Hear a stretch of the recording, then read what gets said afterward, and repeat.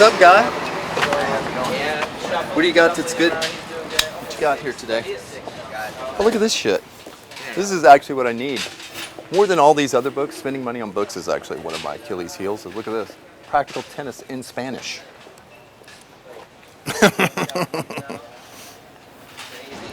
Might be a little above your reading level. It's both probably above my reading level and above my tennis skill level. I got some of this. You usually see this as a trilogy. Maybe you know that. Oh yes. Yeah, old school. Oh, the Illuminati trilogy. This literally is right up my alley right here. I've never seen one of these little single ones like that. You only see, look, it even says watch for part 2 and 3 of Illuminatus, soon to be available in Dell editions. I only see it as the bound. You can get it in the 3. Yeah, no, I'll take this for sure. Okay. This is cool. This big Alan Moore book. I know this is a pretty famous book too, this Moscow Puzzles, but I'm not doing a bunch of fucking math. Those days are long behind me. When I was a kid, they had this thing called Singapore math. It was like kids in Singapore that are, like, if you're in 5th grade, the 1st graders are doing this kind of math. And they would always compare, I don't know if it's true, it's just kind of like a Yellow Peril thing, like the Yellow Peril of the early 2000s. Oh, look at these dumb. I got some, these are sort of my special pile, but I got all sorts of. Oh, this is a pretty famous book too. This is the one, if you've ever seen the Sherlock on PBS with Benedict Cumberbatch, where he's having all this trouble with Moriarty in the end, but he has to go into his mind palace. I think Frances Yates. There's like a pull-out. She's the one who. She's the. Oh. Yeah, right there. Look at that. Oh, Memory Theater. Check that out. Holy shit. I mean, so what they say about Mind Palace, you might know this, is that you imagine like a house that you grew up in or something, and you store certain knowledge in rooms that you can remember, like the bathroom has all the stuff that I need to know about my taxes, whatever you want to remember. All my ex-girlfriends' names are in the pantry, or whatever, and it's just a way that you kind of program your brain to help you remember things. But this is completely out of the control. It's like a theater. You remember everything. Yeah. So you remember where you're. Where everybody's sitting. Oh, that's cool. Oh, I like this. So what's been happening? Sitting out on a nice day. How's business out here? It's alright. People really less biting for the books and more for the Playboys, but They're into the Playboys. Yeah. I got vintage magazines down here.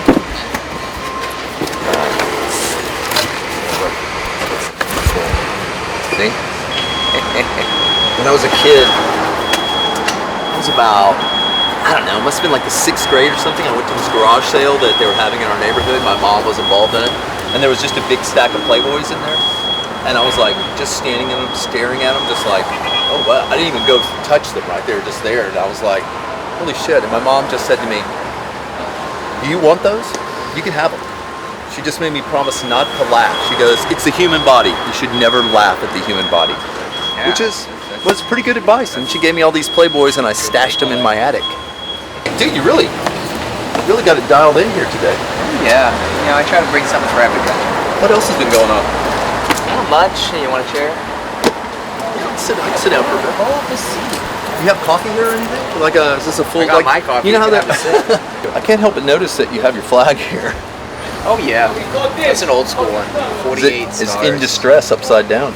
Does this attract definitely people who are worried about the Republic going down the tubes and they see this upside down flag? The only comment I got was someone telling me to make sure it doesn't hit the ground. Oh yeah. This seems like that book selling may be one of the most honest trades that someone could acquire, because you're essentially bartering and trading books in a way, and it just seems like a pretty good job to have. I think I like books. I think talking to people about books, buying and selling books. Question is, can you make enough money selling books alone on the street out here? I got 3 other jobs. Oh, this is almost like a hobby more than it's I would say a job. But yeah, you can make a bit of money. You know, as long as you're okay. You know, I like to live a life of humility in the sense. Obviously, I can have a pretty big ego like everyone else. I don't mean like that. That humility is for someone else.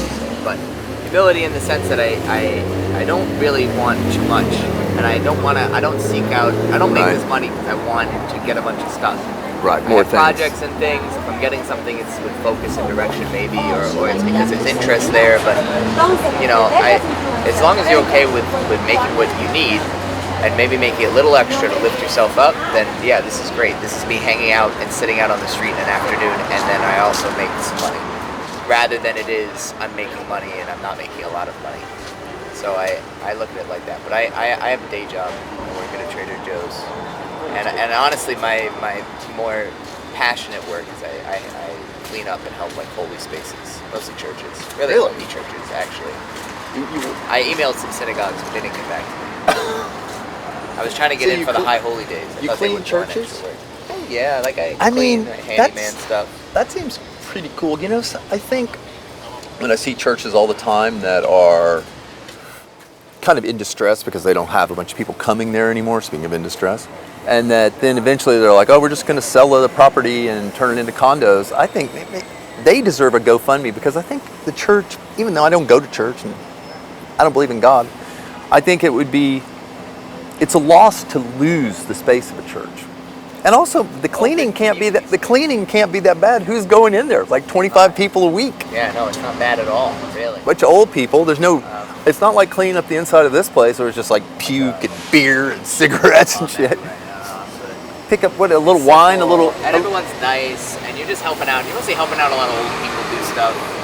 They're great jobs. In my experience too, Probably they the never best job I've ever had. they never drop that wafer. There's no crumbs from that wafer. They put that wafer on their tongue and they just slug that wine down the body and the blood of Christ. They're not making any. They're not spilling. They don't need napkins. Oh yeah. So how many churches do you clean? I'm on 2, and I have a lead on a 3rd. The guy has to get back to me. It can take a while. Which are they? What kind of churches are they? What kind of? One's Dutch Reform, the other is Baptist. Oh wow. Hello. Some of these look like things I inherited as a child.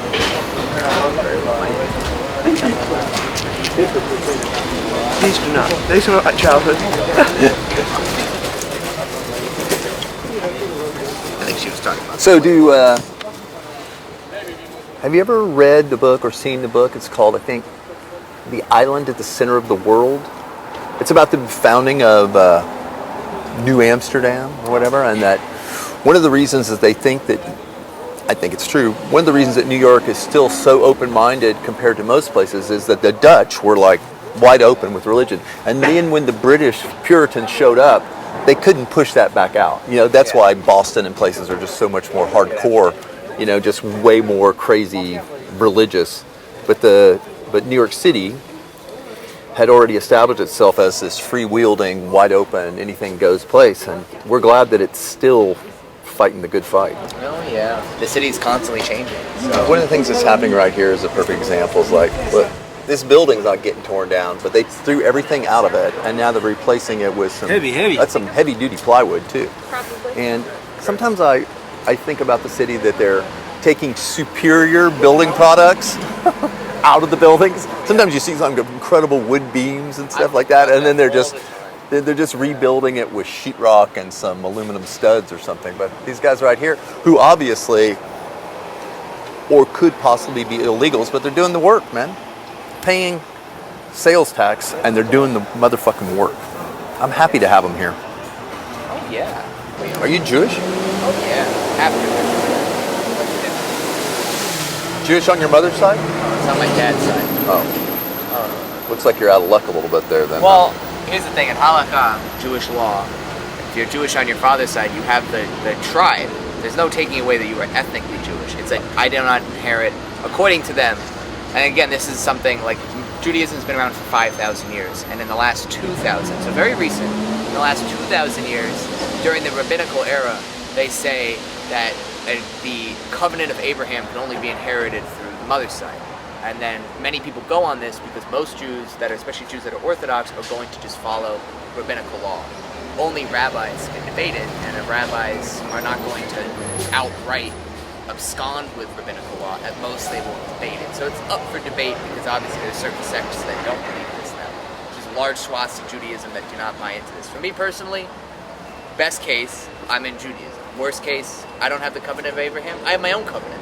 I have my own experiences with God, and I've gone and made my own covenant, and I have my own rules. You know, I study this stuff so I can have real, tangible experiences with God, not just so I can kiss my kids goodnight and make everything all right or whatever the fuck they're doing.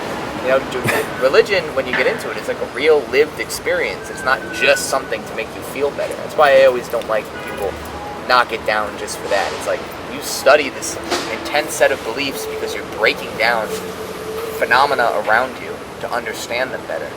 Religion is buying into, is organizing around that.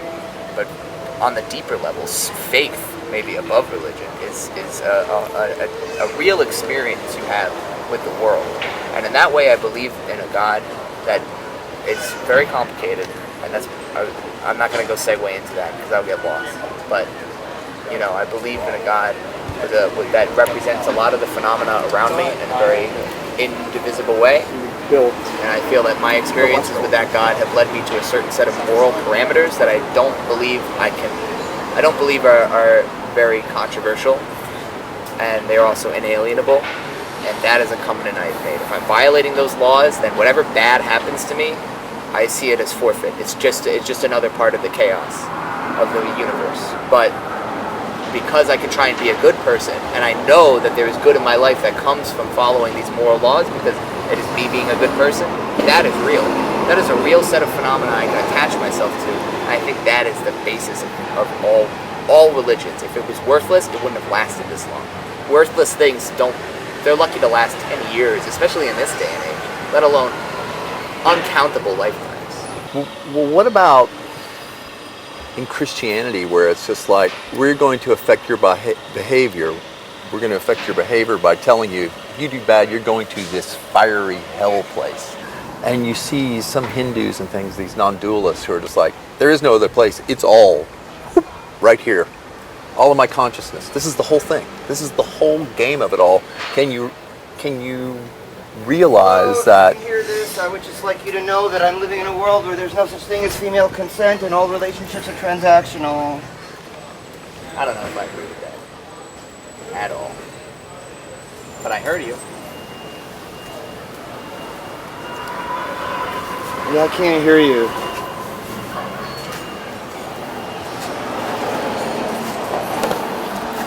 I think. Such an expression! I think it's good to tell people you disagree.